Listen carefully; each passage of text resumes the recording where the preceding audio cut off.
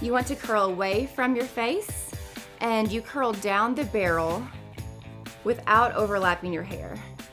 Again, this is when you're thankful for this glove. So it really keeps my hand from burning, which it would be doing right now without it. So, and then hold for up to 10 seconds. You don't want to go too much longer than that.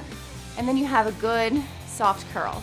I really like these curls because you can brush them out and make them as wavy and casual as you want them to be, or you could spray that really well and keep it pretty formal.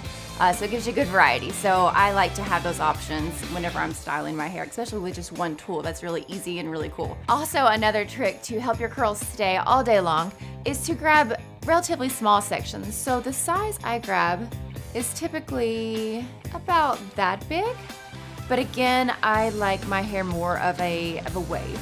So you can grab smaller sections for tighter curls or larger sections for more loose waves. Another thing that is great about this wand is that the barrel itself is tapered.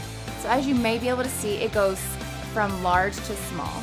And I'm being very careful again to not overlap the hair strands so that they all touch the barrel and get the curl.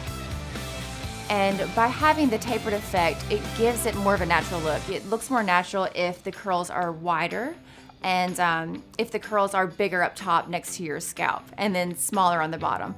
And that's, at the end of the day, what I like to have is more of that natural curl look. Thank you all so much for joining me today. That's all I have. I really hope that you're able to go out and find yourself a Remington Pearl ceramic wand and that you love it as much as I do.